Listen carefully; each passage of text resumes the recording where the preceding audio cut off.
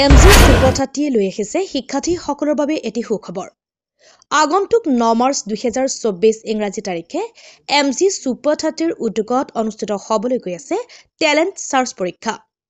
উক্ত পৰীক্ষাত প্ৰথম স্থান অধিকাৰ কৰা ছাত্ৰ-ছাত্ৰীয়ে লাভ কৰিব নগদ 15,000 টকাৰ লগতে এমজি সুপাৰ 30ত সম্পূৰ্ণ বিনামূলীয়া পাঠদান। দ্বিতীয় স্থান অধিকাৰ কৰা ছাত্ৰ-ছাত্ৰীয়ে লাভ কৰিব নগদ 10,000 টকা লগতে এমজি সুপাৰ 30ত বিনামূলীয়া নামভৰ্তি। আৰু তৃতীয় স্থান অধিকাৰ কৰা ছাত্ৰ-ছাত্ৰীয়ে লাভ কৰিব নগদ 5,000 টকা লগতে এমজি সুপাৰ 30ত বিনামূলীয়া নামভৰ্তি।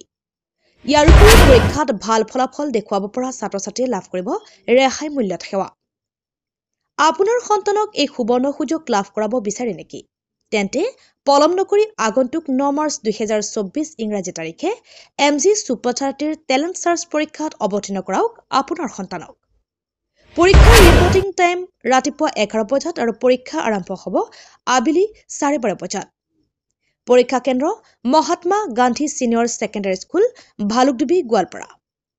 অধিক জানিবলৈ যোগাযোগ কৰক স্ক্ৰীনত দিয়া নম্বৰলৈ 7576053061। মই মহাত্মা গান্ধী ছিনিয়ৰ ছেকেণ্ডাৰী স্কুলৰ প্ৰিন্সিপালে কৈ আছোঁ। প্ৰতিবাৰ যেনেদৰে আমাৰ স্কুলৰ পৰা পতা হয়, এইবাৰো আমি talent search exam MG super 30ৰ কাৰণে পাতি আছোঁ। Date 9th March 2024, exam time 12:30, reporting time 11 AM। So' যেতিয়া ষ্টুডেণ্টে ইয়াতে আহিব 11, তেতিয়া আমি তেওঁলোকক এডমিট কাৰ্ড প্ৰভাইড কৰিম and then they can go' for exam. এইটো এটা এনেকুৱা ধৰণৰ এক্সামৰ ইনিচিয়েটিভ লোৱা হৈছে যাৰ থ্ৰুদি আমি ষ্টুডেণ্টক কেছ প্ৰাইজ দিওঁ। ফাৰ্ষ্ট প্ৰাইজ কেছ প্ৰাইজ হৈছে 15,000, ছেকেণ্ড 10,000, থাৰ্ড 5,000। বাট ইয়াৰ উপৰিও মেৰিটৰিয়াছ যিবিলাক ষ্টুডেণ্ট আছে তেওঁলোকৰ কাৰণে 10% মেৰিট স্কলাৰশ্বিপ আমি প্ৰভাইড কৰোঁ।